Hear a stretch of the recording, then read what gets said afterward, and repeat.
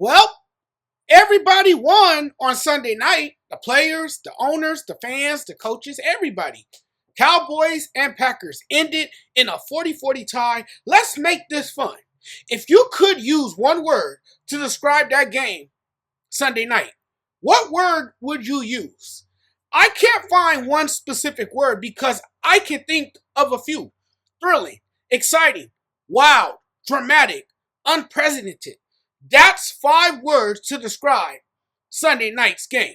The Green Bay Packers and Dallas Cowboys played a 40-40 tie Sunday night at AT&T Stadium in Arlington, Texas. If you didn't see that game Sunday night, you definitely missed a great one. The Week 4 hype just hit different.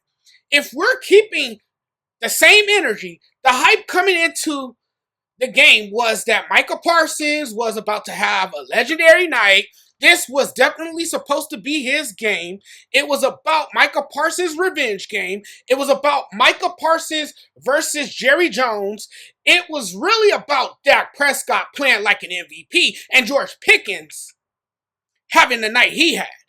It was also about George Pickens as much as it was about Dak Prescott. And look, when he isn't crashing out every other quarter, throwing one of his fits, his talent is undeniable. It's second to none.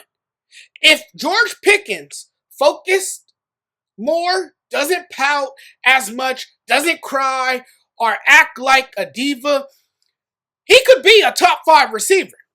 I think that the game was more about Micah versus Dak Prescott, about George Pickens having the game that he had. If you're going to bring up George Pickens, you got to talk about Packers wide receiver Romeo Doubs. It was a big night for him as well. 6 catches, 58 yards, 3 touchdowns. The Jordan Love Romeo Doubs duo was money. A bigger bag is coming for him. Pay him what he wants because I can tell you he's eyeing that bag. He's your wide receiver 1. And if you talk about the offense as a whole, the Packers were sensational. It wasn't about Micah Parsons at all. That's all everybody was talking about all week. The game definitely was worth the hype. The main thing I get out of this game when it comes to the Packers is that their defense isn't as terrifying as we thought. The first 2 games, it was like watching a horror film. There is nothing to fear about this defense. Dak certainly wasn't scared. Not a drop of fear in his veins. The calmness, his demeanor, the ability to make plays. He wasn't scared. I will say his good friend Micah, who plays for the other team now, probably had the worst revenge game. But the Cowboys, when you lose in a 40-40 tie, it feels more like a moral victory. For me, I was like, hey, their offense is legit, probably top 5 at the moment. The offense had a night on the ground and through the air, producing a total of 436 yards while putting up 40 points. That's indicative of how much this offense spreads the ball around. Dak and Pickens are on the same level, on the same page. The offense really looks good. So to me, there's that on track. And then if you want to say more about this offense, is that through 4 weeks, the Cowboys have the number 1 offense in the NFL. And that's certainly an encouraging thing. I'm not going to put at the mountaintop when it comes to winning a Super Bowl. I'm not going to put at the top of the mountain win the Super Bowl. I'm not saying anything about the playoffs either. They're not going to make the playoffs. When you look at their defense, they are terrible on that side of the ball. They have the worst defense, ranked 32nd in total defense and 31st in scoring defense. That's crazy. The defense is just not good enough. It's just not on the same level as the offense. One side of the ball is elite, the other side isn't. And every single yard they give up just feels like death. Like they're all of consequence. Can't tackle, can't cover, can't get a stop literally ever. And we know that's been one of the issues after the way that game went, which is no defensive momentum, even though your offense is putting points on the board and them not being able to get any stops. That's rough. That allowed Green Bay quarterback Jordan Love to look like Tom Brady or Dan Marino. And that's no disrespect. Any quarterback will have a productive day in the office if the pass rush is non-existent and if the secondary is equally as bad. This team has one of the worst defenses in the NFL, especially when it comes to defending the pass game. All week, coming into this game, all I said all week long was this. Can you stop the run? Can a guy like Trayvon Diggs make big plays? The answer to both of those questions were no for the Dallas Cowboys. Did they get stops on defense? They did not. This season, Diggs has struggled, surrendering multiple big plays, and that's why he got benched. He can serve water on the sideline now where he needs to be. A horrific defense like the Cowboys can make any quarterback look mighty good. It sure does set a quarterback up for a more confident game when he faces a weak defense. That doesn't mean Jordan Love is a bad quarterback. I'm not saying he is. No matter how you feel about the overall performance, Jordan Love just played an unbelievable game. He absolutely balled out. And part of that is this Cowboys defense is historically bad. It's pitiful. It's pathetic and a complete joke. So there were definitely issues. You know what I mean? Obviously you can't stop anybody. Can't stop the run. Can't give the ball back to Dak Prescott and the offense. And since we're on Dak, what never seems to be brought up is the fact that he carries the scoring burden only to see the defense falter when it matters the most. They have to drive down the field every time and score just to give themselves a chance against the opposing team. That's not to say Jordan Love isn't a good quarterback, because again, he is. I think he's a better quarterback than what people give him credit for. I definitely can put him top 10. Respect between these two quarterbacks that put on a show on Sunday night. Both of these quarterbacks showed out, balled out, and could not have played a more efficient football game.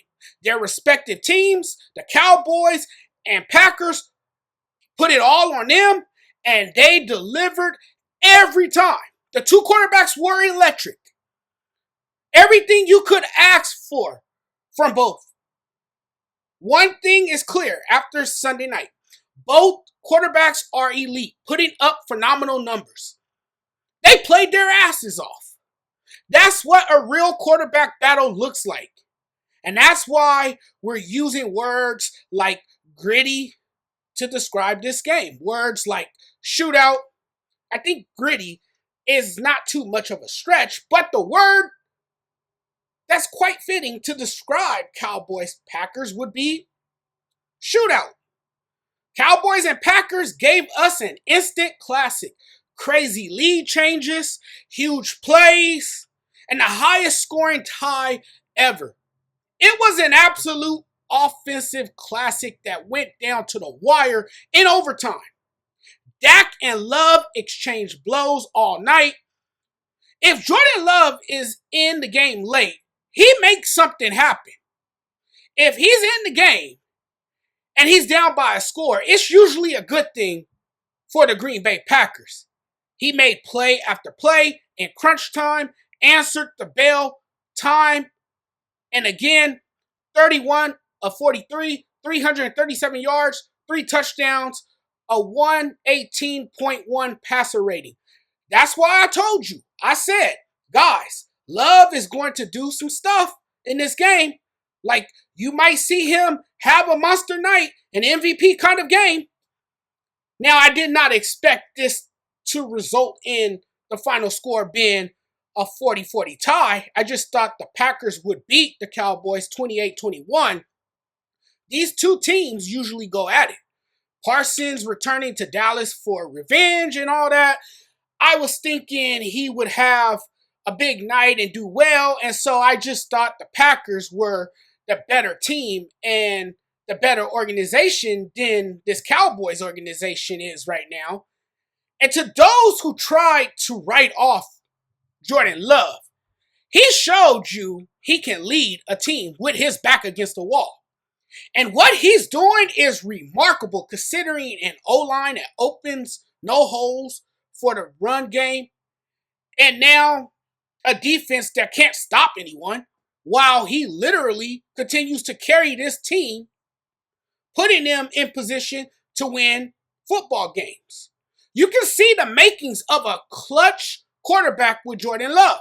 I mean, you feel pretty good when he has that desperation in mind where he can let it loose. It's on you. Go win the game. It was 4th down overtime, and Jordan Love fires a missile to Matthew Golden. That's clutch.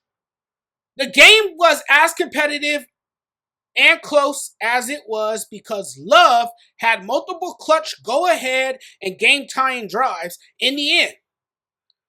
This definitely feels like a loss if you're the Packers. Special teams were horrendous.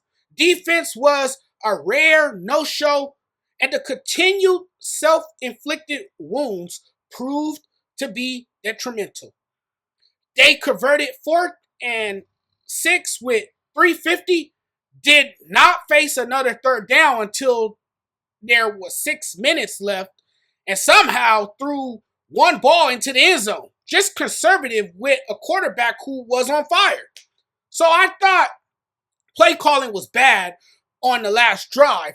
It was the same as the prior week, the penalties, special teams, defense not able to stop anything when it matters, poor clock management, and really no sense of urgency to get to the end zone on that last play.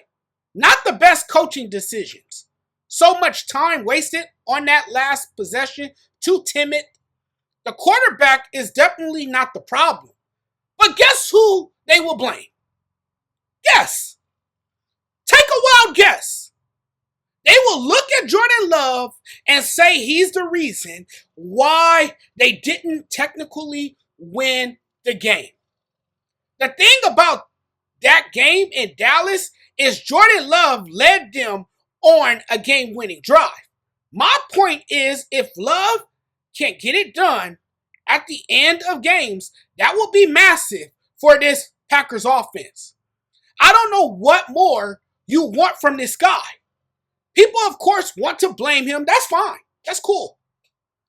If you watch that final drive, the Packers played with no urgency. The clock kept winding down, and it felt like they were playing for the tie and not looking to go into the end zone, which would have secured the victory.